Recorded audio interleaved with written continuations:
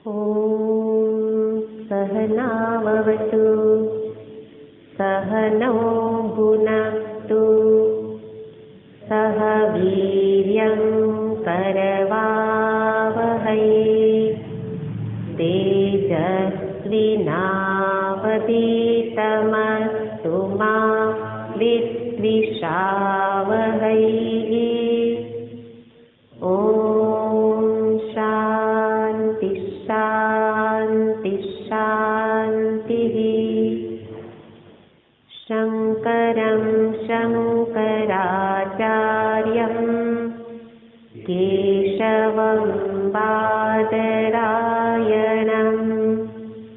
सूत्रभाष्यकृतौ वन्दे भगवन्तौ पुनः पुनः।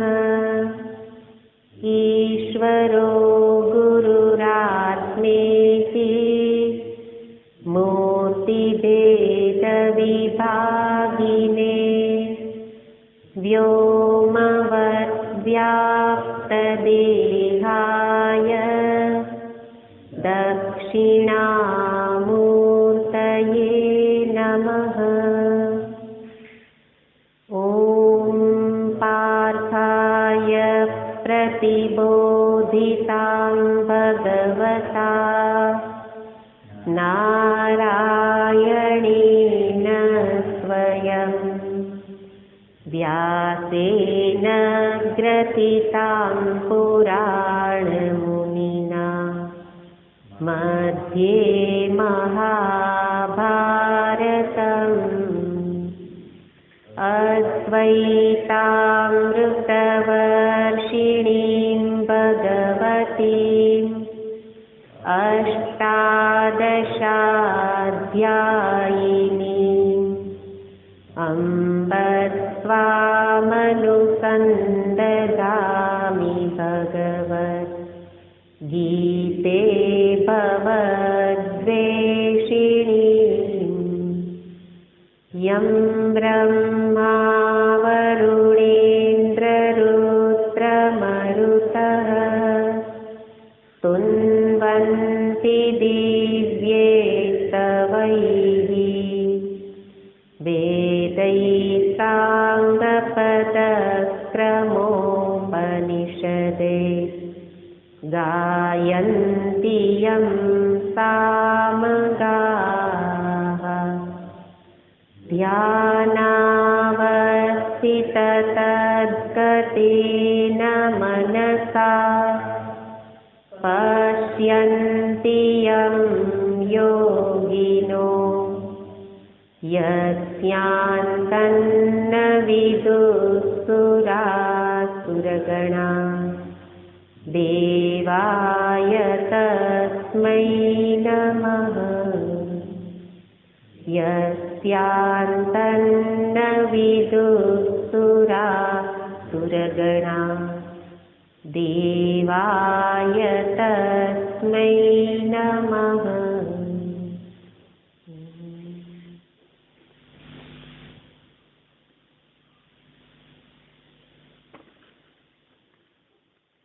सोळमो श्लोक।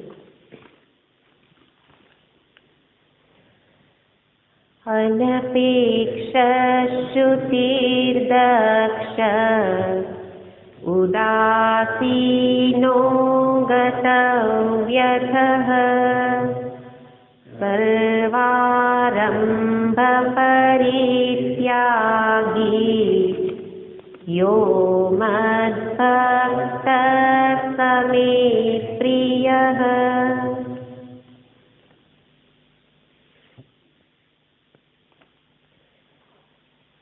भगवान ज्ञानी भक्तना जीवનમાં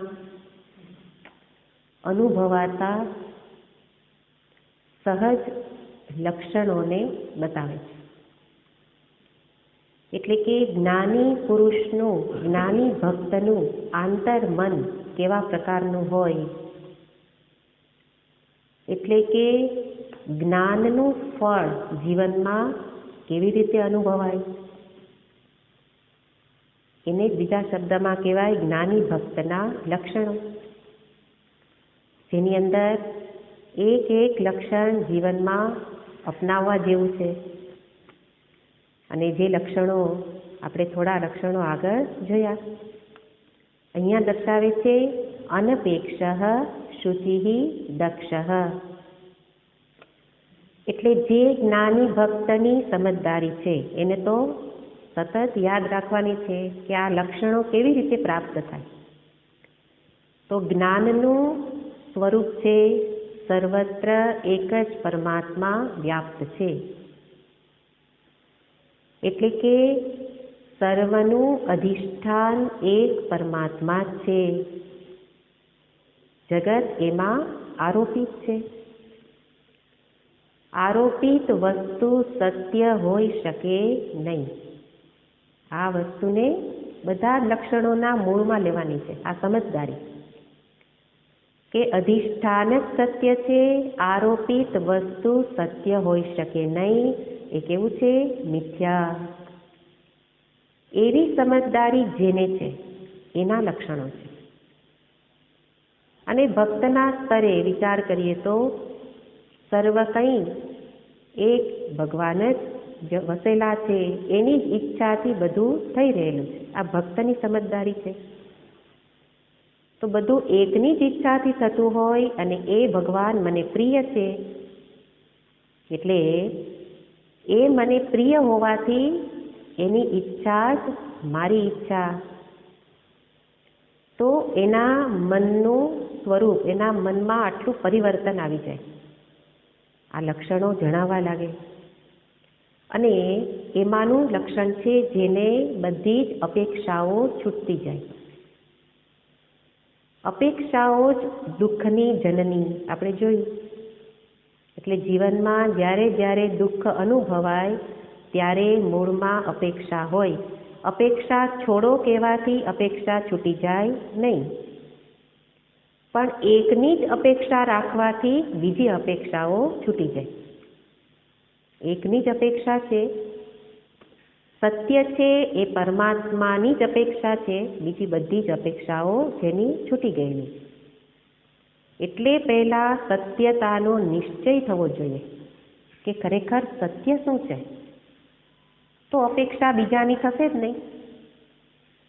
એટલા માટે અપેક્ષા છોડો કહેવાથી નહીં, પણ અનપેક્ષ થવા માટે પહેલાં ભક્ત થવું પડે, જ્ઞાન પ્રાપ્ત કરવું પડે, ત્યારે અનપેક્ષ થવાય. અને ત્યારે અપેક્ષા નહીં, સાથે કોઈની પ્રતીક્ષા પણ નહીં. આપણને પ્રતીક્ષા રહ્યા કરતી હોય, કોઈ આવે તો સારું, ટાઈમ જતો નથી. પણ ભક્તને તો એકને માટે જ ટાઈમ છે, બીજો સમય જ નથી. નિરર્થક સમય ભક્ત ગુમાવે નહીં. એટલા માટે ભક્ત એટલે જેમાં માત્ર પ્રેમ જ છે, પ્રેમપૂર્વક સ્મરણ, એમાં જ એક જ ઈચ્છા, બીજી કોઈ ઈચ્છા અપેક્ષાઓ જેની નથી. અને સાથે જોવાનું કે અપેક્ષા ક્યારે થાય? જ્યારે મારી પાસે કંઈ નથી તો પ્રાપ્તિની અપેક્ષા થાય. પણ જે નિત્ય પ્રાપ્ત છે એને જાણી લીધું, જે પ્રાપ્ત જ હોય, નિત્ય પ્રાપ્ત હોય, અપ્રાપ્ત જેવું જ કંઈ નથી, તો અપેક્ષા ક્યાંથી થાય? એટલે કહ્યું કે પહેલાં આ સમજદારી, દ્રઢ સંસ્કાર હોવા જોઈએ, સત્યનો નિશ્ચય હોવો જોઈએ કે પ્રાપ્ત જ છે અને એની પ્રાપ્તિમાં જ સુખ છે, એ નિશ્ચય પણ થવો જોઈએ. અને તો સુખ માટે બીજે અપેક્ષા નહીં થાય. એમ પણ શાસ્ત્ર કહે છે સર્વમ આત્મવશમ સુખમ, સર્વમ પરવશમ દુઃખમ. અપેક્ષા હંમેશા બીજાને લઈને હોય. તો બીજાને લઈને હોય તો એમાં આધારિત થવું પડે. બીજાને લઈને એને આધારિત, એને ગમશે તો એ ઈચ્છા પૂરી કરશે, તો એ તો પરવશતા છે. તો સર્વમ પરવશમ દુઃખમ. એ જણાય કે થોડી વાર સુખ, પણ પરવશતા જ દુઃખ છે. અને આત્મવશમ, સ્વાતંત્ર્યમાં જ સુખ છે. અને ભક્ત એ સ્વાતંત્ર્યને પામી ગયેલો છે. તો એ પ્રકારે સર્વ કંઈ દેહાદિથી પર છે, એટલે દેહાદિની પણ કોઈ અપેક્ષા નથી. તો એ સર્વ રીતે જોઈએ તો આ ભક્ત કેવો છે? અનપેક્ષ. અને અનપેક્ષ છે એટલે શ્રુતિ પવિત્ર છે, કારણ કે અપેક્ષા જ અપવિત્રતા છે. અપેક્ષામાં જ અપવિત્રતા. અપેક્ષા મનનો મેલ છે. અપેક્ષા માટે મનમાં જુઓ કે આપણું મન શું કરતું હોય? દુઃખ અનુભવતું હોય. અપેક્ષા પૂરી ન થઈ, દુઃખી, તો એ દુઃખ જ મનનો મેલ છે. અપેક્ષા જ મનનો મેલ છે. અને નિરપેક્ષતા એ જ પવિત્રતા. અપેક્ષા જ અપવિત્રતા, નિરપેક્ષતા જ પવિત્રતા છે. અને શ્રુતિનો અર્થ જોયો, જે પવિત્ર છે. અનપેક્ષ હોવાથી શ્રુતિ છે. મનમાં કોઈ પણ અપેક્ષા નથી, એટલે મન શાંત છે, શુદ્ધ છે. તો એ જ શ્રુતિ. આંતર બાહ્ય આપણે બંને અર્થ જોયા. બંને પ્રકારે જે પવિત્ર છે, શ્રુતિ છે. અને બાહ્ય પણ સાથે લેવાનું, કે જે બહાર પણ વસ્તુઓનો ઉપભોગ કરે, એ વસ્તુઓ પણ કેવી છે? પવિત્ર છે. મન પવિત્ર અને સાથે બાહ્ય જીવન પણ પવિત્ર. એટલે વસ્તુઓ પવિત્ર છે, એનો માપદંડ શું? તો કે કહેવામાં આવે કે જ્યારે ઈમાનદારીની કમાણી હોય, એમાંથી વસ્તુઓ મેળવેલી હોય, એ જ વસ્તુને કેવી કહેવાય? શુદ્ધ, પવિત્ર. એટલા માટે જીવન ઈમાનદારીથી જીવાતું હોય, નીતિથી જીવાતું હોય, એ જ બાહ્ય શ્રુતિ પાડી શકે. બાહ્ય સ્વચ્છતા એવો અર્થ અહીંયા નથી. પવિત્રતાના અર્થમાં શ્રુતિ શબ્દ છે. પણ બાહ્ય શુદ્ધિ તો રાખીએ છીએ, પણ જીવન તો અનિયમિત છે, અપવિત્ર છે. ધન અપવિત્ર, મન અપવિત્ર. એટલા માટે શાસ્ત્રીય માર્ગે જીવન જીવાતું હોય, એનું જ જીવન પવિત્ર બની શકે. તો આ બધી જ વસ્તુઓ શ્રુતિ શબ્દમાં લેવાની. અનપેક્ષ શ્રુતિ. તો બધા શબ્દ એકબીજા સાથે જોડાયેલા છે. અનપેક્ષતા એ જ શ્રુતિ, પવિત્રતાને લાવે. અને જે શ્રુતિ છે એ જ દક્ષ હોઈ શકે. દક્ષનો અર્થ છે ચતુર, નિપુણ, કાર્યકુશળ. બહાર કાર્યકુશળ અને સાથે એમાં પણ આંતરગુણ છે. આ તો એટલે મન એ કુશળ છે. અને ભગવાન હંમેશા કુશળતાને જ યોગ કહે છે. યોગ કર્મસુ કૌશલમ. કુશળતા જ યોગ છે, કર્મયોગ. યોગ એટલે કર્મયોગ. કર્મ ક્યું કરીએ છીએ એના આધીન કર્મયોગ કહેવાતું નથી, પણ કુશળતાપૂર્વક કરેલું કર્મ. એટલે કે એ કર્મ મને બાંધે નહીં, બંધનનો હેતુ ન બને, એ કર્મ કહેવાય કુશળતાપૂર્વક કરેલું કર્મ. તો અહીંયા તો જ્ઞાની ભક્ત છે, એની સમજદારી છે. આગળ જોયું કે પરમાત્મા સત્ય છે, સર્વ જગત મિથ્યા એટલે માયાનું કાર્ય છે. અને માયારૂપી ઠગીની, આ ઠગીની માયા છે. અજાણતા પકડી લે, ફસાવી દે, અને એવી જાગ જમાડ કરે કે મન આકર્ષાઈ જાય. એ માયાના આકર્ષણમાં જે ન ફસાય એ દક્ષ. સરસ અર્થ છે. જ્ઞાની ભક્ત છે એટલા માટે અર્થ આ રીતે થશે કે જે જ્ઞાન છે, કયું જ્ઞાન છે? પરમાત્મા સત્ય છે, સર્વ કંઈ મિથ્યા માયાનું કાર્ય છે. તો જગત માયાનું કાર્ય છે, એટલા માટે જગતમાં જે ફસાતો નથી, માયારૂપી ઠગીનીથી ઠગાતો નથી. માયારૂપી ઠગીની, એનાથી ઠગાય નહીં. કેવી રીતે ઠગી જવાય છે આપણે? તો કે ધન, પ્રતિષ્ઠા, કોઈક આપણા માટે બે સારા વાક્યો બોલે તો આપણે એના ઉપર ઓળ ઘોળ, એને શું કહેવાય? ઠગાઈ ગયા. બે સારા વાક્યોએ આપણને ફસાવી દીધા એની જાળમાં. એ માયાની જ જાળ છે. તો માન, પ્રતિષ્ઠા, કોઈ આપણી પૂજા કરે, પ્રતિષ્ઠા, બે સારા શબ્દ કહે, બે પ્રેમના શબ્દ બોલે, તો એ બધું જ આકર્ષણ એ માયાનું છે. પણ એવી પરિસ્થિતિમાં પણ જે કુશળ, ચતુર છે એટલે એમાં ફસાતો નથી. ફસાતો નથી એટલે એને સ્મરણ છે કે આ બધું તો માયાનું કાર્ય છે. એટલે માન આપશે તો અપમાન પણ કરશે, ફૂલ ચડાવશે તો ફૂલ ઉતારી પણ લેશે. એ કોને ખબર છે? આ જગતના સ્વભાવને જાણનારો જ્ઞાની. એટલા માટે એ જે કંઈ વ્યવહાર છે એને મહત્તા આપતો નથી. ચતુર છે, બુદ્ધિશાળી છે, એને મહત્તા ન આપે. એવા પ્રલોભનોમાં જે ન ફસાય અને પોતાના સ્મરણને ભૂલતો નથી. સત્યનું સ્મરણ એને સદાય સાથે છે. નચિકેતાની જેમ. નચિકેતાને યમરાજાએ કેટલા પ્રલોભનો આપ્યા હતા ને? નૃત્ય, ગીત, વાદ્ય, અપ્સરાઓ, સ્વર્ગના સુખ આપું, તું માગે તે આપું, આનાથી પણ વિશેષ તું જે ઈચ્છે તે આપું. પણ નચિકેતા દક્ષ હતા, જ્ઞાની, ભક્ત, સાધક. પણ એ તો સાધક અવસ્થામાં હતા, પણ એ દક્ષ હોવા જોઈએ કે મારે મારા લક્ષ્યથી વિરુદ્ધ કોઈ વસ્તુ ન જોઈએ. આ લક્ષ્યનો નિશ્ચય હોય એ જ વ્યક્તિ દક્ષ બની શકે.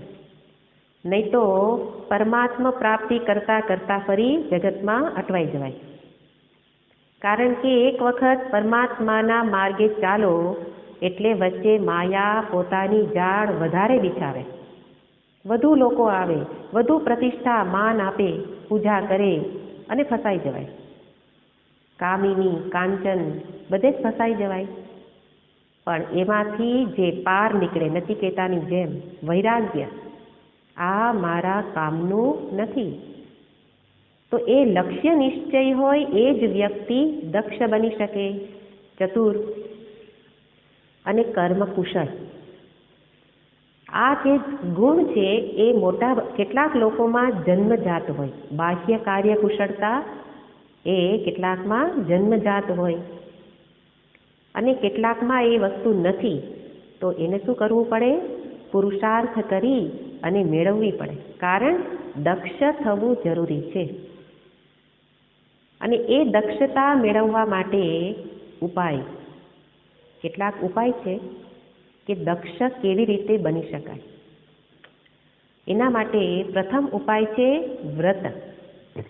વ્રતનું પાલન એટલે કે સામાન્ય વ્રત, એકાદશી વ્રત હોય, પૂનમનું વ્રત કરે, બીજા કોઈ પણ વ્રત વચ્ચે વચ્ચે આવે તો એ વ્રત પહેલાં સામાન્ય વ્રતથી શરૂ કરે. અને એ વ્રત કરવાથી શું થશે? સંયમમાં વૃદ્ધિ થશે, સંયમ વધશે. અને એ વ્રત સાથે મહાવ્રત. આ વ્રત છે કેવું છે? કોઈ કોઈ કાળે જ કરવાનું છે, કોઈક દિવસે.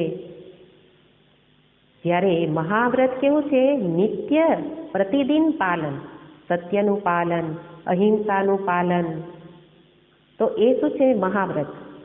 મહાવ્રતમાં એ કોઈક દિવસનું વ્રત ન હોય, સત્યનું પાલન તો રોજ કરવાનું હોય. તો એ સત્યાદિ ગુણો, મૂલ્યો, એનું પાલન એ મહાવ્રત. તો જે આ રીતે વ્રતનું પાલન કરે તો શ્લોકમાં કહે છે વ્રતેન દીક્ષામ આપનોતિ. વ્રત વડે દીક્ષાની પ્રાપ્તિ થશે.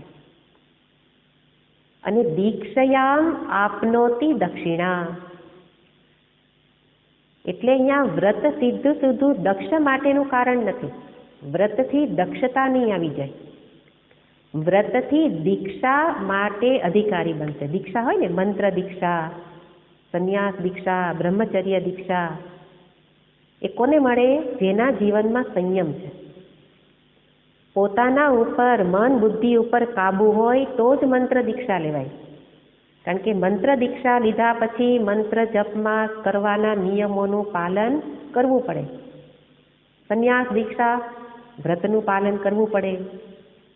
તો એ કોણ કરી શકે? જેના જીવનમાં પહેલા વ્રત રહેલા હોય, સંયમ હોવો જોઈએ. અને એ પ્રકારનો સંયમથી દીક્ષાનો અધિકારી, અને દીક્ષાથી જે પ્રતિદિન સંયમ પાલન કરે, બ્રહ્મચર્ય વ્રત, સંન્યાસ વ્રત, મંત્ર દીક્ષાનું વ્રત, એનું પાલન રોજ કરવાથી શું થશે? દક્ષિણામ આપનોતિ, આપણી દક્ષિણા નહીં પણ દાક્ષિણ્ય. દક્ષિણા એટલે દાક્ષિણ્ય, દક્ષતા. તો વ્રત કરવાથી દીક્ષાનો અધિકારી, અને દીક્ષા પછી દક્ષ થવાય. દીક્ષા એટલે સંયમમાં વૃદ્ધિ થાય, ત્યારે વ્યક્તિ દક્ષ એટલે ચતુર બને. કારણ કાર્યકુશળતામાં પણ એવું છે કે પોતાની રીતે કામ કરવાનું નથી. દક્ષતા એટલે જેના મન ઉપર કાબુ છે એ દક્ષ બની શકે. એટલે પહેલું ઉપાય છે વ્રત કરીએ, અને વ્રતમાં પણ સંયમપૂર્વક. તો વ્રત જ મને દક્ષ સુધી લઈ જાય. બીજું કહેવાય છે સેવા. સેવા છે એ પણ મને દક્ષ બનાવે. પણ આપણે સેવાનો અર્થ શું કરીએ છીએ? કામ. અને મોટા ભાગના લોકો સેવાથી ભાગતા હોય હે ને. સત્સંગ છે તો કરીએ, સેવા છે ના ના એ મારાથી ન થાય, તમે લોકો કરો હે ને. તો દક્ષ ન થવાય. સેવા ઉપાય છે. કારણ કે સેવા કોને કહેવાય? જે સેવ્યને અધીન હોય. સેવામાં પોતાના મનગઢંત કામ ન કરવાનું ન હોય. સેવામાં જેની સેવા કરો છો એના મનને અધીન સેવા કરવાની હોય. એટલે પોતાના ગમા અણગમા, રાગ દ્વેષ એ બધા છૂટતા જાય. મને ગમે એ કરું એ તો કામ છે, અને સેવ્યને ગમે એમ કરું એ સેવા છે. તો સેવા એ ઉત્તમ ગુણ છે. હું કહું ને કે જીવનભર સેવા કરનારો શિષ્ય હતો શંકરાચાર્યજી મહારાજનો હે ને. બધા એની મજાક કરતા, પણ એણે ગુરુ સેવા એવી કરી કે અંતરમાંથી સ્તોત્રનું સ્ફુરણ થઈ ગયું. તો સેવા મને આટલો બધો સત્સંગ કરવાની જરૂર નહીં. એક નિષ્ઠાથી સેવા કરી, સેવ્યને અધીન રહીને. તમે કહો એમ પણ કરવું છે. તો એ સેવાથી અંતરના ગમા અણગમા, રાગ દ્વેષ ક્ષીણ થવા લાગ્યા. અને એ રાગ દ્વેષ રહિત અંતઃકરણ એ શુદ્ધ છે. અને શુદ્ધ અંતઃકરણ જ સજાગ રહી શકે. સેવામાં શું હોય? સજાગતા. સેવા છે ને આપણે સમજવો પડે એમ શબ્દ છે. આપણે સેવાને કેવું માની લીધું? અન્નક્ષેત્ર છે, અમે બધાને જમાડી આવ્યા, પીરસી દીધું.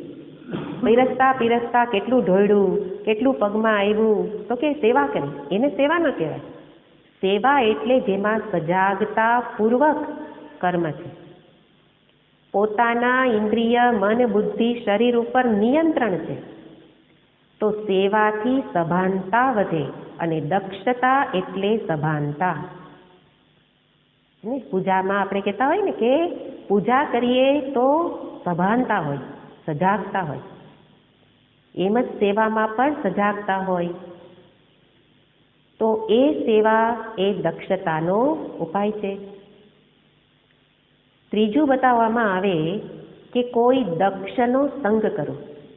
હું તો દક્ષ નથી, કાર્યકુશળ નથી, પણ ઘણી વ્યક્તિ એવી હોય કે બહુ સુંદર રીતે કામ કરતા હોય, વિચારપૂર્વકનું કર્મ કરી શકે. તો જે કરે છે એનું અવલોકન કરવું, અવલોકન કરીને શીખવું. કોનું અવલોકન? દક્ષ હોય એનું. અને મેં જોયું છે કે અમારા ગુરુજનો એની પાસેથી એનો સંગ કરવાથી પણ કેટલાક આ ગુણમાં, કેટલીક માત્રામાં આ ગુણ મને આવેલો દેખાય. પૂર્વે નહોતો, પણ દક્ષનો સંગ કર્યો એની સેવા કે જેમાં પોતાનું કંઈ જ રાગ દ્વેષ માન અપમાન કે કંઈ જ ન હોય, એની સાથે રહી અવલોકન કર્યું હોય કે કેવી રીતે કામ કરે. મને નથી આવડતું પણ કામ કેવી રીતે કરે છે, તો દક્ષ પુરુષનો સંગ કરું, એનું અવલોકન કરું તો પણ કામ શીખી શકાય નિપુણતાપૂર્વક. નિપુણતાપૂર્વક એટલે શું કે જેમાં પછી કોઈએ સુધારો કરવાની જરૂર પડે નહીં, એ દક્ષતા હે ને. એ તો કહે કે તમે કહો એમ કરી નાખીએ, પણ એમ નહીં. વિચારપૂર્વક કરું અને પછી એવી રીતે કરું કે સુધારો ન કરવો પડે. એ રીતે દક્ષ પુરુષ અથવા દક્ષ વ્યક્તિના સંગથી અવલોકનથી હું પણ દક્ષ બની શકું. એના માટે ચોથો ઉપાય એવો દક્ષ બનવાની તત્પરતા જોઈએ. મારે પણ એ કાર્ય શીખવું છે, મને કેમ ન આવડે. ઉત્સાહ હોય, તત્પરતા હોય, એમ નહીં મને તો કાંઈ ન આવડે એવું નહીં. મારે પણ શીખવું છે કે કોઈ ભૂલ પડ્યા વિના સભાનતાથી કામ કેવી રીતે થાય. એના માટે ભલે વારંવાર ટકોરા થાય પણ હું શીખું. તત્પરતા હશે તો એ શીખી શકે. અને એ શીખવાનું ક્યારે? રોજ રોજ. એટલે એના પછીનો ઉપાય છે નાની નાની બાબતોમાં દક્ષતા લાવવાનો પ્રયત્ન કરું. એમ નહીં કે મોટા કામ હોય, મોટા કાર્યક્રમ હશે ને હવે ત્યારે હું બરાબર ધ્યાન રાખીશ, એવું નહીં. રોજ રોજ જ્યાં રહું છું, ઘરમાં રહું, આશ્રમમાં રહું, બજારમાં જાઉં, જ્યાં જાઉં ત્યાં રહું, નાના નાના કામ એવી રીતે કરું ચીવટપૂર્વક કે એ નાના નાના કામ એ જ મને મોટા કામનો અધિકારી, સફળતાનો અધિકારી બનાવે. નાનું કામ સફળ થાય તો મોટા તો થવાના જ છે, કારણ કે મોટા કામમાં નાના નાના જ કામ હોય ને. એક મોટું કામ એટલે અનેક નાના કામ. તો નાના નાના કામ કેવા કામ? હું ઘણી વાર કહેતી હોઉં કે સ્વિચ દબાવીએ છીએ તો આપણી ટેવ કેવી છે? ધડ ધડ સ્વિચ દબાવી દીધી, બધી સ્વિચ એકારે દબાવી દો, જે હશે એ ચાલુ થઈ જશે. આ આપણી રીત છે, એ દક્ષતા નથી. દક્ષતા એટલે કહ્યું સભાનતા. સભાનતા એટલે એક વખત હું જોઉં, હમણાં જ કીધું ને કે કોઈએ કરેલું કામ જોઉં. એક વ્યક્તિએ સ્વિચ દબાવી, મેં જોઈ લીધું કે આ પ્રકારે અહીંયાથી આ લાઇટ થાય છે, બસ શીખી લીધું. બીજી વખત એ જ જગ્યાએ આંગળી જાય. કેવી રીતે જાય? શાંતિથી. આ પ્રકારના કામ આપણા જીવનમાં પણ કેટલા ઉપયોગી છે. કોઈ કારીગરને પછી બોલાવવાની જરૂર ન પડે, હે ને.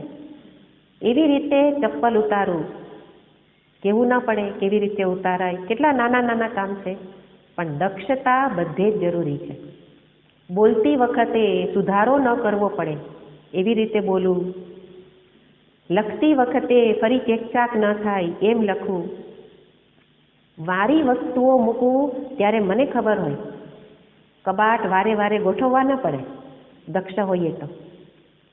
થપ્પીમાં ખબર હોય કે કયું કપડું કેવી રીતે મુકાય. ઘડી બંધ મૂક્યું હોય તો પછી વારે વારે કબાટ કાઢીને ગોઠવવા પડે નહીં. તો આ બધા જ કામ એ મારા બીજા કામમાંથી મને સમય બચાવી દે. અત્યારે આપણે શું થાય છે, થોડાક દિવસે આખું ઘર સફાઈ કરવી પડે, કારણ એકેય કામમાં દક્ષતા નથી. કપડાં લઈએ, ઢગલો મૂકી દો, પછી ઇસ્ત્રીમાં દો. ઇસ્ત્રી કરાવવી જ ન પડે, વ્યવસ્થિત સંકેલા હોય, ઇસ્ત્રીની જરૂર જ નહીં, પણ દક્ષતા નથી. એટલે પછી બીજા કામમાં વધારો થતો જ જાય. રસોઈ કરતી બહેનો હોય તો રસોડું આખું મંડાઈ ગયેલું હોય અને પછી એનું ઉત્થાપન કરવામાં પાછો કલાક. તમે જુઓ કે એક દક્ષ ગુણ કેટલો ઉપયોગી છે. આ બધું જ અમે શીખ્યા છીએ. આ બધું શીખવાનું, ખાલી અધ્યાત્મ જીવન એટલે શાસ્ત્રનો અભ્યાસ, સત્સંગ કરી લીધો એટલું પૂરતું નથી. જીવન વ્યવસ્થિત થવું જોઈએ અને એના માટે સંપૂર્ણ શરણાગતિ, સેવ્યનો અનુરૂપ જીવન જીવવું અને એના માટે સેવા. તો સેવા ઉત્તમ ગુણ છે દક્ષ બનાવવા માટે, અને એના માટે નિરહંકારિતા પણ આવી જશે સેવાથી. તો નાના નાના કામ, કચરો વાળું તો કચરા ટોપલીમાં જ જાય, જે વસ્તુ જ્યાં મૂકવાની ત્યાં જ મુકાય. તો એ પ્રકારે નાના કામ પ્રતિ સભાન રહું તો જીવનમાં આ ગુણ પ્રાપ્ત થઈ શકે. એ રીતે અહીંયા બતાવે છે દક્ષ. આ ઉપાય કરવાથી કાર્યકુશળ બની શકાય, અને જ્યારે દક્ષ હશે ત્યારે જ આગળનો ગુણ આવી શકે. આ દક્ષ પછી તરત જ ભગવાને શબ્દ મૂક્યો છે ઉદાસીન. ઉદાસીન એટલે શું? શબ્દ છે ભાષ્યકારે જે અર્થ કર્યો છે જે ગયા વખતે આપણે જોયો હતો, પ્રત્યુત્પન્નેષુ કાર્યેષુ, એટલે કે જે સામે કાર્ય ઉત્પન્ન થાય એમાં શું કરવાનું? તો કે યથાવત પ્રતિપત્તુમ, યથાવત સદ્ય યથાવત, એટલે કે તરત જ નિર્ણય લઈ શકે. અચ્છા, એ દક્ષ માટે હતું. દક્ષનો અર્થ હતો ઉદાસીન. ઉદાસીન માટે છે કે કોઈનો પક્ષ જે લેતો નથી. પક્ષમ ન ભજતે મિત્રાદેહે પક્ષમ ન ભજતે, કોઈનો પણ પક્ષ લેતો નથી. ઉદાસીનના બે અર્થ થશે. એક છે ઉત આસીન. ઉત ઇતિ બ્રહ્મ નામ, ઉત ઇતિ બ્રહ્મ નામ તસ્મિન સ્થિતઃ આસીન ઉદાસીન. એક અર્થ છે ઉત અને આસીન. ઉતનો અર્થ છે બ્રહ્મ, બ્રહ્મનું નામ છે ઉત. તસ્મિન સ્થિતઃ, તેમાં જે રહેલો છે, જેનું ચિત્ત બ્રહ્મ તત્વમાં, એના ચિંતનમાં રહેલું હોય એને કહેવાય આસીન. એમાં બેઠો છે એને કહેવાય ઉદાસીન. એટલે જેનું ચિત્ત એક પરમાત્મા ચિંતનમાં જ જોડાયેલું છે એ ઉદાસીન. અને બીજો અર્થ છે તટસ્થ. તટસ્થ એટલે જે કોઈનોય પક્ષ લેતો નથી. બંને પક્ષની વચ્ચે તટસ્થ એટલે દુરાગ્રહી, અનાગ્રહી. જ્ઞાનનું ફળ જ છે અનાગ્રહી બનાવે. આ દુરાગ્રહ છે ને એ બહુ મોટો ગ્રહ છે.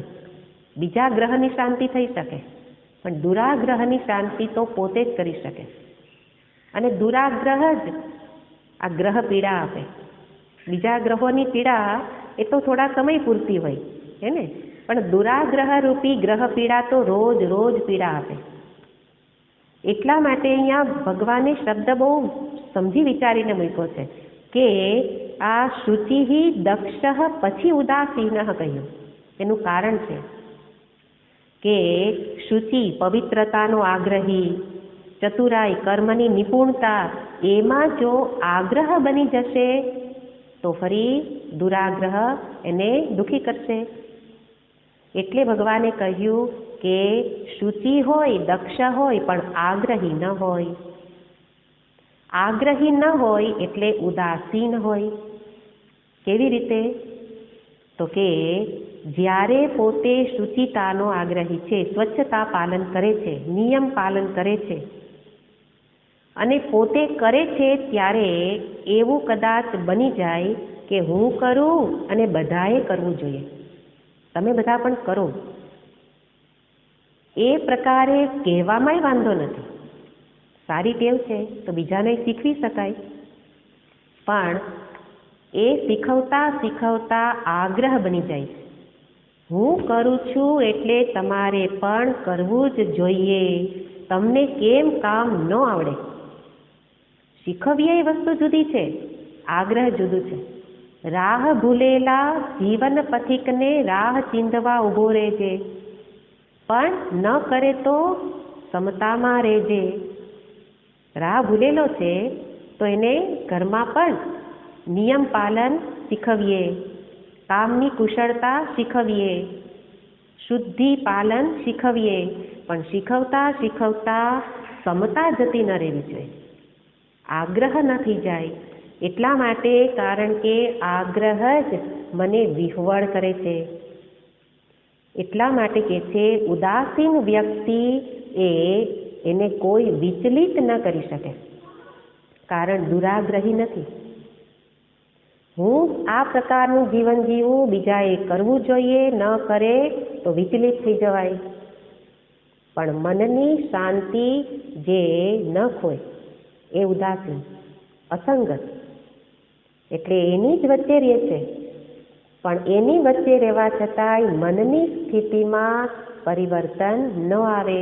એટલે કે આ વખતે જોયું, ઉપર ઉઠીને બેઠો છે, એને પેલા એપાર્ટમેન્ટમાં રહેતા હોય ને, ઉપરના માળે 45મા માળે રહેતા હોય, તો નીચે પૂર આવે એની અસર એને ન થાય. કેમ ન થાય? ઉપર બેઠો છે. એવી રીતે બધાની વચ્ચે રહીએ, પણ બધાથી ઉપર બેઠો હોય તો એને પણ આ પૂર આવે એની અસર ન થાય. ઝંઝાવાત જીવનમાં ચારે તરફથી ઝંઝાવાત આવે, પણ ઉદાસીન છે એને અસર ન થાય. એટલે મીંઢો નથી, પાછળ સમજદારી છે કે આ બધું જ ગૌણ છે. આ ગૌણ સમજવું પડે. આપણે એને સાચું માનીએ છીએ એટલે ઝંઝાવાતમાં ઝૂલવા લાગીએ, પણ સત્ય નથી એ નિશ્ચય કરીને બેઠો હોય એ જ ઉદાસીન થઈ શકે. ભગવાને ગીતાજીમાં 2 શબ્દને એક શ્લોકમાં મૂકેલા છે, જે આપણા માટે આ 2 શબ્દને જાણવા પડે. સુરુન મિત્રાર્યુદાસીન મધ્યસ્થ દ્વેષ્ય બંધુષુ. આમાં બધી વખતે છે ને શ્લોક બોલવામાં એવું કરતા હોઈએ કે મ આવે એટલે મને આપણે અડધો આગળ લઈએ ને અ છૂટો પાડીએ, પણ આ શ્લોકમાં એવું કરવાથી અનર્થ ઘટન થઈ જાય. શબ્દ છે મધ્યસ્થ અને મ આગળ લઈ લો તો અધ્યસ્થ થઈ જાય, હે ને? એટલા માટે અર્થને જાણીને શ્લોક બોલવા પડે. ત્યાં શું કીધું? સુરુન મિત્ર અરી ઉદાસીન મધ્યસ્થ દ્વેષ્ય બંધુ. તો ત્યાં 2 શબ્દ આવ્યા, ઉદાસીન મધ્યસ્થ. આ જે જ્ઞાની ભક્ત છે એ મધ્યસ્થી નથી, ઉદાસીન છે. 4 શબ્દ છે. એક છે પક્ષસ્થ, પ્રતિપક્ષસ્થ, મધ્યસ્થ અને ઉદાસીન. આ 4માંથી એકમાં આપણે હોઈએ. ભક્ત કેવો છે? ઉદાસીન. પેલો છે પક્ષસ્થ. પક્ષસ્થ એટલે જે કોઈકનો પક્ષમાં હોય. 2 પક્ષ હોય ને, ક્રિકેટ મેચ ચાલતી હોય તો એક ઇન્ડિયાના પક્ષમાં હોય, એક પાકિસ્તાનના પક્ષમાં. તો એક કેવો છે? આપણા પક્ષમાં. લગ્નમાં પણ શું હોય? આ અમારા પક્ષવાળા છે, કન્યા પક્ષ. તો એ અમારા આવે તો પછી તમારા થઈ જાય. એટલે આ ભક્ત પક્ષસ્થ નથી, કારણ કે જ્યાં પક્ષસ્થ બને તો બીજો એનાથી વિરોધ પક્ષમાં આવી જ જાય. પ્રતિપક્ષ સામા પક્ષમાં. ભક્ત પક્ષસ્થ પણ નથી, પ્રતિપક્ષસ્થ પણ નથી, મધ્યસ્થ પણ નથી. મધ્યસ્થ એટલે 2 વ્યક્તિ વચ્ચે ઝઘડો થતો હોય અને એને મેળ કરાવવા જઈએ, હે ને? આપણે ન્યાયાધીશ, જજ બનીએ. મધ્યસ્થી નથી. કોઈનો પક્ષ જ જેને લેવો ન હોય તો મધ્યસ્થી પણ ન બને. બધાથી અસંગ છે, એટલા માટે મધ્યસ્થી પણ બનતો નથી. અને એ 3 નથી એટલે ચતુર્થ કયો છે? ઉદાસીન. ઉદાસીન એટલે જે કોઈ પક્ષમાં નથી અને મધ્યસ્થી પણ નથી. તો આપણને થાય મધ્યસ્થી તો થવું જોઈએ ને, એ તો સારી વાત છે. પણ જેને જગતમાં કંઈ સાચું લાગતું હોય એ મધ્યસ્થી બને. જેને જગતમાં પોતે શાંતિ રાખશે, બધાને કરાવશે તો શાંતિ થશે એવું લાગતું હોય, કર્તૃત્વ હોય, તો મધ્યસ્થી બને. આ તો અકર્તા ભાવમાં છે. પોતે કંઈ કરે છે એવું જાણતો જ નથી, એટલા માટે મધ્યસ્થી નથી થતો. એટલે એનો અર્થ ક્રૂર કે કઠોર નથી. આગળ આવી જ ગયું છે એના માટે શબ્દ પ્રયોગો. એટલા માટે એ મધ્યસ્થી નથી, કરી શકે તો પ્રાર્થના કરી શકે, અને એટલે ઉદાસીન છે. તો જે શબ્દ છે એમાં પક્ષસ્થ, પ્રતિપક્ષસ્થ, મધ્યસ્થ એ કોણ બને? પક્ષ લેનારો કોણ બને? તો કે જેને કોઈક સ્વાર્થ હોય એને પક્ષ લેવો પડે. બેમાંથી એક પક્ષ લેવો પડે, કાં આપણો પક્ષ કાં સામો પક્ષ. સ્વાર્થ હોય તો અહીંયા સ્વાર્થ સિદ્ધિ થાય છે તો આ પક્ષ લો, અને અહીંયા સ્વાર્થ સિદ્ધિ થવાની શક્યતા નથી, સામા પક્ષે જતા રહ્યો. એને પોતાનો કોઈ સ્વાર્થ હોય એને પક્ષ લેવો પડે, અથવા તો જેને લાગણીની પરાધીનતા હોય એને પક્ષ લેવો પડે. ધૃતરાષ્ટ્રને હતું દુર્યોધનનું પુત્રમાં લાગણીની પરાધીનતા, તો પછી અધર્મ હતો તોય પોતાના પુત્રનો પક્ષ લીધો. કેમ લીધો? કારણ પુત્ર માટેની લાગણી, આસક્તિ એ પછી એક પક્ષમાં જકડી રાખે, ધર્માધર્મનો વિચાર કરવા દેશે નહીં. અને ત્રીજું, કોઈક પ્રકારનો ભય. કોઈક પ્રકારનો ભય હોય કે કોઈ પક્ષમાં નહીં હોઉં તો હું એકલો પડી જઈશ, એટલા માટે પણ પક્ષ લેવો પડે. પણ આ ત્રણ બાબતો જેના જીવનમાં નથી એ જ ઉદાસીન બની શકે. ઉદાસીન કેવી રીતે થવાય? જેને કોઈ સ્વાર્થ સિદ્ધિ કરવી નથી. નિષ્કામ કર્મ કરેલો વ્યક્તિ નિસ્વાર્થ છે, એટલે કોઈ પક્ષનો નથી. અને સાથે જેને ક્યાંય લાગણીની પરાધીનતા નથી, પ્રેમ સ્વરૂપ પરમાત્માને તો જાણી લીધા છે, તો હવે પ્રેમ માટે ક્યાંય લાગણી ભૂખ્યો નથી, તો કોનો પક્ષ લેશે? અને સાથે કોઈ ભય પણ નથી, નિર્ભય છે. તો એ પ્રકારના આત્મ સ્વરૂપને જાણનારા જ્ઞાની પુરુષ માટે ઉદાસીન થવું સહજ છે. અને આપણા માટે ઉદાસીન બનવા માટેનો પ્રયત્ન કરવો જરૂરી છે. ઉદાસીન એટલે શું? કેવી રીતે બનવું? ઉદાસીન જ્ઞાની ભક્ત તો સહજ રીતે ઉદાસીન છે, કારણ કે સત્યની સમજદારી છે. પણ મને નથી છે છતાંય ટકતી નથી, એટલે ઉદાસીન નથી થવાતું, કોઈક પક્ષમાં જતું જ રહીએ ને. અત્યારે આપણે ધારો કે ન્યૂઝ જોતા હોય ને, ત્યારે આપણા મનને જોવાનું, ઉદાસીન રહી શકાય છે? ન્યૂઝ બંને પ્રકારના આવતા હોય, અને એટલા માટે ન્યૂઝ જોતી વખતે કંઈક સારી વસ્તુ જુએ તો વખાણ કરવા લાગે, અને કંઈક વિરોધી જોઈએ તો તરત એની નિંદા. ઉદાસીન એમાંય નથી રહેવાતું. આપણા કોઈ સગાવાલા નથી તોય ઉદાસીન નથી રહેવાતું. ઉદાસીન નથી એટલે એક પક્ષમાં જતા રહીએ છીએ. પણ ઉદાસીન માટે નિશ્ચય, પ્રારંભમાં નિશ્ચય જરૂરી છે કે આ સંસારમાંથી મારે કંઈ લેવાનું નથી, એટલે સંસારના સંબંધો પ્રતિ કેવો બની જાઓ? ઉદાસીન. ઉદાસીન એટલે કંઈ ન કરવું એવું નથી. ઉદાસીનતા મનની સ્થિતિ છે, અને મનની સ્થિતિ એટલે મન કોઈ પક્ષ નથી લેતું, કામ તો કરે જ છે. નહીતર ઉદાસીનનો અર્થ કરીએ ઉદાસ હે ને, ઉદાસ, હતાશ, એ ઉદાસીન નથી. કામ તો કુશળતાપૂર્વક, આગળ કહી દીધું ને, દક્ષ છે, કાર્ય કુશળ છે, સારામાં સારું કર્મ કરે, કોઈ પ્રશંસા કરે તો એના પક્ષમાં બેસી ન જાય, નિંદા કરે એનાથી પ્રતિપક્ષમાં જતો ન રહે. એટલા માટે કહે છે કે જેને એક સાથે જ સંબંધ છે, એટલે બીજા સંબંધો પ્રતિ કેવો બની ગયો? ઉદાસીન. આ વસ્તુ થવી જરૂરી છે. એક સંબંધ જ, નાતા એક રામજી સે દૂજા નાતા છોડ દે, તો ઉદાસીન થઈ શકાય. આપણા માટે પ્રયત્ન કરવાનો છે કે આપણે ક્યાં આસીન, એટલે બેઠા છીએ, આપણું આસન ક્યાં છે એ જોવાનું. કોઈ પક્ષમાં આસન બિછાવીને બેઠા છીએ કે ઉપર આસન પાથરીને બેઠા છીએ, આપણું આસન સંસારમાં છે કે આપણું આસન ભગવાન પાસે છે. આખો દિવસ મનનું આસન, મન ક્યાં બેઠું છે, કોનું ચિંતન કરે છે? જેનું ચિંતન કરે ત્યાં આપણું આસન જમાવેલું છે.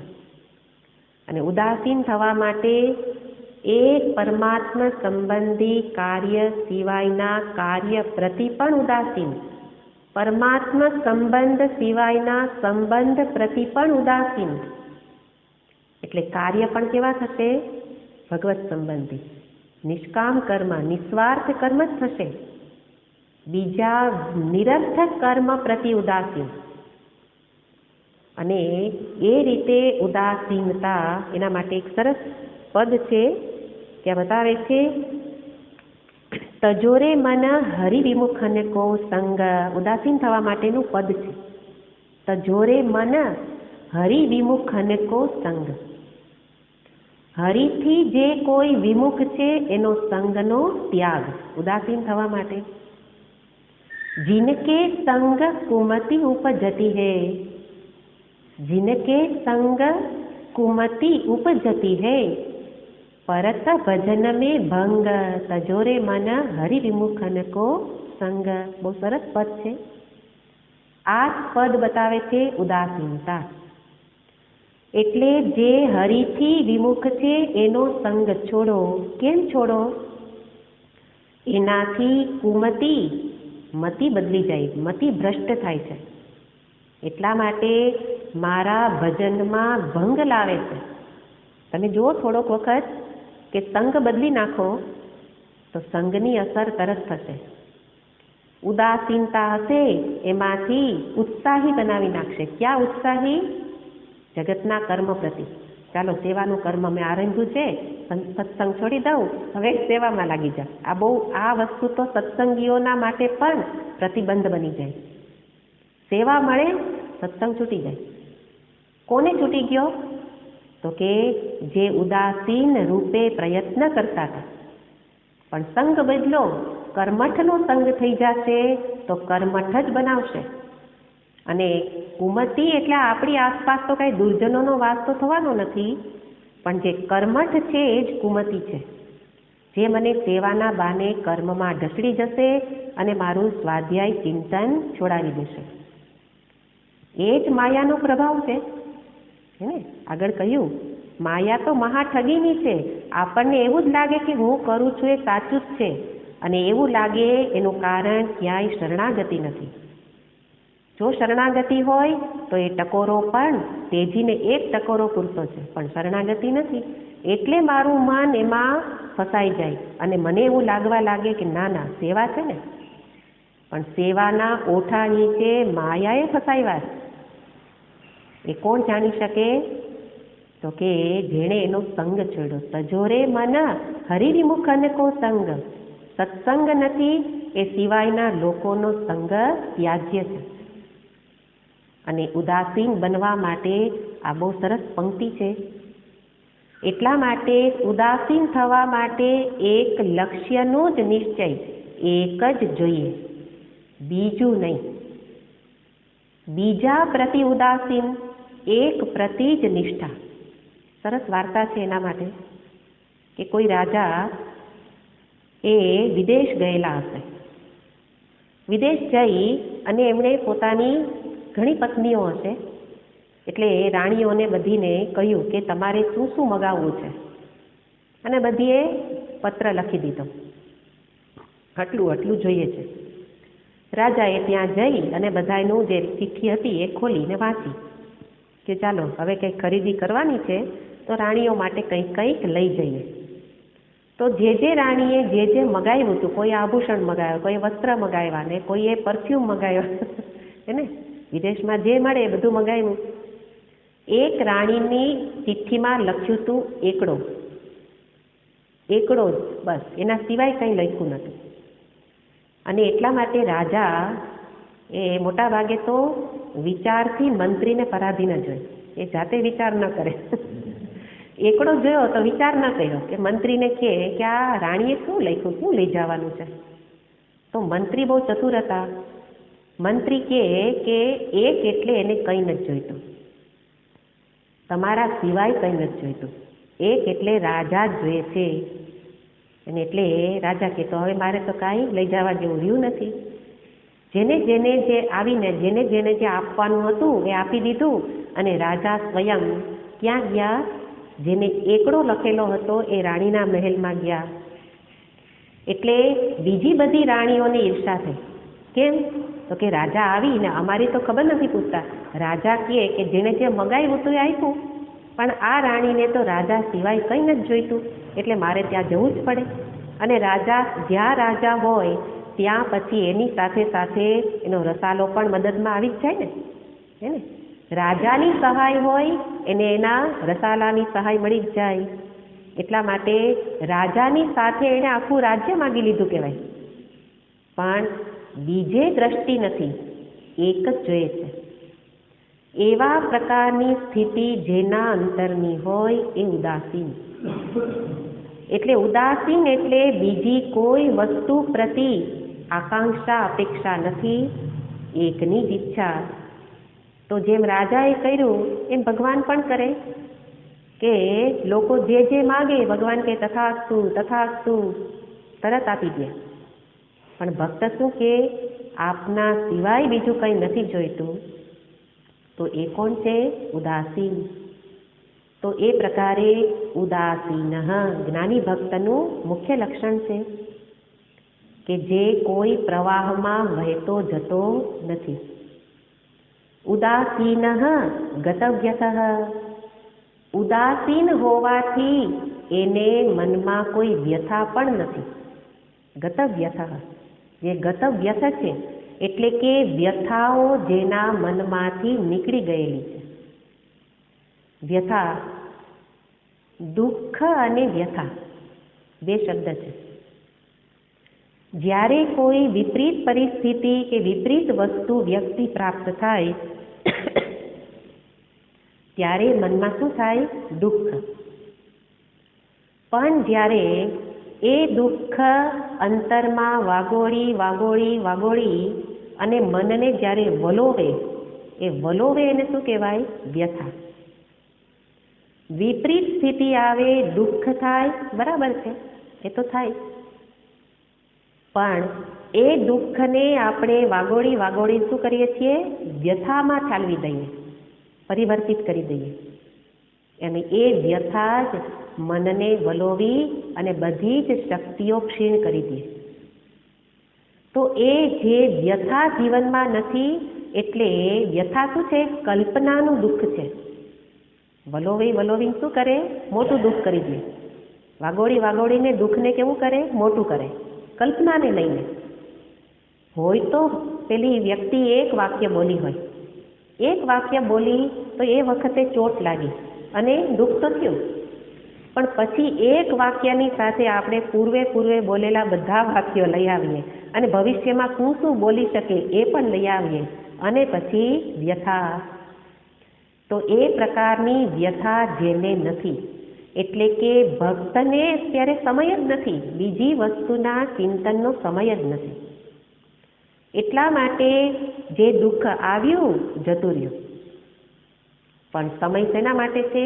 એકના ચિંતન માટે. એટલા માટે એને કોઈ પણ વસ્તુ વ્યક્તિ વ્યથા કરાવી શકે નહીં. એટલે એવી વ્યથા વલોપાત, વ્યથા એટલે વલોપાત, એવો વલોપાત પણ ન થાય. અરે રે, આજે જપ કરવાતા રહી ગયા, આજે આ સારું કામ હતું રહી ગયું. એ વલોપાત છે. એ વલોપાત શું કરે છે? અત્યારે જે જપ કરવા બેસીએ એમાં મનને સજાગ, મનને એ હાજર રહેવા દેશે નહીં. શું વિચાર કર્યો? સવારે કરવાતા રહી ગયા, સવારે કરવાતા રહી ગયા, પછી સાંજે કરવાનું મળ્યું છે તો કરવાય દેશે. પણ વલોપાત પેલો. તો એ વલોપાત શું કરે છે? મારા અત્યારના વર્તમાન સમયને પણ એ બગાડે છે. એટલા માટે કે ને કિમહમ સાધુ ના કરવમ કિમહમ પાપમ કરવિમિતિ. શ્રુતિ બતાવે છે કે મેં કેમ સારું કામ ન કર્યું, મેં કેમ પાપ કર્મ કર્યું. જ્ઞાની ભક્ત આવો વિચાર પણ નથી કરતો. કેમ નથી કરતો? વર્તમાન ક્ષણ જ મારી પાસે અત્યારે હાજર છે, એમાં હું ધારું એ કરી શકું એમ છે. બસ વર્તમાનને બચાવી લઉં. આ કેમ ન કર્યું? પેલું વલોપાત હંમેશા ભૂતકાળને લઈને હોય, વ્યથા. તો જેને વર્તમાનમાં જ હાજર હોય એને ભૂત સંબંધી કોઈ વ્યથા થતી નથી. પણ જરૂર શીખે છે કે પહેલાં ન કરી શક્યા, આજે સમયનો ઉપયોગ કરી લઉં. વ્યથા કરવાથી ચિંતન બદલી જશે, પણ સમયનો સદુપયોગ કરી લઉં તો શું થશે? તો કે અત્યારે કરું એટલે હવે ભવિષ્યમાં એ વલોપાત ન થાય. તો એ રીતે જે વ્યથાથી મુક્ત છે, ગતવ્યતઃ,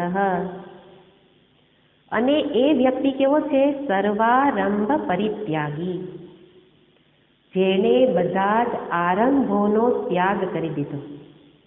અહીંયા ભાષ્યકાર કહે છે આરંભ એટલે શું?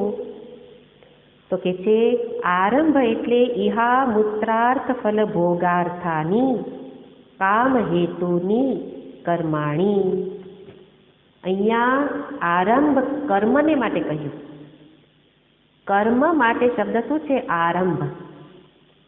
આરંભ એટલે શું? તો કે આલોક પરલોક સંબંધી જે કર્મ છે, જે કેવા છે? કામ હેતુની, જે મારી કામનાની પૂર્તિ અર્થે છે, એ કામનાની પૂર્તિ અર્થે કરાતા કર્મો કેવા છે? એના માટે પરિત્યાગી, એને સારી રીતે છોડી દીધા છે. સર્વ આરંભને જેણે સારી રીતે છોડી દીધા છે, એટલે કે કામ્ય કર્મનો ત્યાગ કર્યો છે. કામનાને અધીન કર્મ એટલે કોઈ કામના વશાત કર્મ નથી કરતો, એટલે નિષ્કામ કર્મી છે. આગળ પણ આ શબ્દ આવી જ કહેલો છે કે નિષ્કામ કર્મમાં જ રત છે. એવો આ જ્ઞાની ભક્ત કે જે સમજે છે કેમ કામનાને છોડી છે. કારણ ભક્તને આગળ કહ્યું છે સમજદારી છે. બધી જ સમજદારી પ્રાપ્ત કરી પછી આ સદ્ગુણ જીવનમાં આવ્યો છે. શું સમજદારી છે? જીવ જગત ઈશ્વર વિશેની સત્યતા જેને સમજાઈ ગયેલી છે. કઈ સત્યતા છે? જગતમાં જે પ્રાપ્ત થાય છે બધું જ અનિત્ય છે, અનિત્યતાનો નિશ્ચય છે. એટલા માટે વિચાર કરે કે કામના પૂર્તિ કરીને ફળ મળશે એ પણ કેવું હશે? અનિત્ય હશે. એટલું જ નહીં, પણ સર્વારંભા હિ દોષેણ ધૂમેનાગ્નિરિવાવૃતાઃ, ગીતાજીમાં બીજે કહ્યું છે દરેક કર્મ, ત્યાં પણ આરંભ શબ્દ છે, સર્વારંભા, ત્યાં પણ આરંભ એટલે કર્મ. તો ભગવાન કહે છે બધા જ કર્મ દોષયુક્ત જ હોય. શુભ કર્મ પણ, શુભ કર્મ કરો એમાં પણ કેટલાક અજાણતા દોષ થઈ જ જાય છે, અને એ દોષયુક્ત જ કર્મ છે. માટે આ જ્ઞાની ભક્ત કર્મનો વિસ્તાર કરતો નથી. કર્મની ઝાડ એવી છે જેટલી પાથરો એટલો વિસ્તાર થતો જાય. એક કર્મ બીજા બે કર્મને ખેંચીને લઈ આવે, ભલે શુભ કર્મ હોય. હમણાં કહ્યું ને સેવાકીય કર્મ હોય, પણ એકવાર કરવા લાગી જશો એમાં અંતરમાં આનંદ આવશે તો બીજા 4 કર્મ તમને ઢસડી જશે, અને પછી સેવામાં જ મજા. તો આ સેવા એ શું છે? કર્મની ઝાડ છે, અને ઝાડ શું કરે છે? એટલા માટે ભેખ ન ધરું, સેવાનો ભેખ, પણ સામે આવે મારાથી જ્યારે મદદ થાય કરી દઉં. કારણ એ કર્મના વિસ્તારમાં મને ઘસડી જાય અને મારો સ્વાધ્યાય છૂટી જાય. એટલા માટે કહે છે કે કર્મ એ સર્વ આરંભનો જેણે ત્યાગ કર્યો. કોઈ વાર આપણે જોયું છે કે કોઈ વ્યક્તિ વિચારતી હતી કે અત્યારે થોડું ધન ભેગું કરી લઉં, ખૂબ કમાઈ લઉં, જેથી કરીને થોડા વર્ષો કમાઈને પછી આ છોડી ઋષિકેશમાં કુટિયા બાંધી અને આ બેંકમાં મૂકી એના વ્યાજમાંથી આરામથી ગંગા કિનારે રહીશું અને ભજન કરીશું. અને એટલે એણે દિવસ રાત જોયા વિના કમાવા લાગ્યો. ખૂબ ધન ભેગું થઈ ગયું. હવે ખૂબ ધન આવે તો ઇન્કમ ટેક્સના દરોડા અને દરોડો પડ્યો અને ભાઈને ત્યાં ટેક્સના બધા અધિકારીઓ આવ્યા અને એમાં એને ચડાવી દીધો. અને એ કેસ ચાલુ ને વર્ષો એમાં નીકળી ગયા અને ભવિષ્યમાં ગંગા કિનારે જવાની ઈચ્છા અધૂરી. શેના માટે? તો કે ભવિષ્યમાં જઈશ, અત્યારે ધન ભેગું કરી લઉં અને ખૂબ ધન આવે એટલે ઇન્કમ ટેક્સવાળા આવી જ જાય. તો એ શું થયું? કર્મના વિસ્તારથી સાથે બીજી સમસ્યાઓ પણ આવી જ જતી હોય. એટલે ભક્ત તો આગળ કહ્યું ને દક્ષ છે, ચતુર છે. આજે મળેલા સમયનો સદુપયોગ જ કરી લઉં, ભવિષ્યમાં કરીશ એવું નહીં. એ પ્રકારે જે સર્વ આરંભનો ત્યાગ કરે છે, એટલે કે જે અત્યંત અનિવાર્ય કર્મ છે એટલા જ કર્મ જે કરે છે. એ રીતે સર્વારંભ પરિત્યાગી હોય એ ભક્ત ભગવાન કહે છે મને પ્રિય છે. એ રીતે અહીંયા જે દર્શાવ્યું એની વિશેષ ચર્ચા એને પછી જોઈએ. ઓમ પૂર્ણમદ પૂર્ણમિદં પૂર્ણાત પૂર્ણમુદચ્યતે પૂર્ણસ્ય પૂર્ણમાદાય પૂર્ણમેવાવશિષ્યતે. ઓમ શાંતિ શાંતિ શાંતિ. હરિ ઓમ શ્રી ગુરુભ્યો નમઃ. હરિ ઓમ. હરિ ઓમ.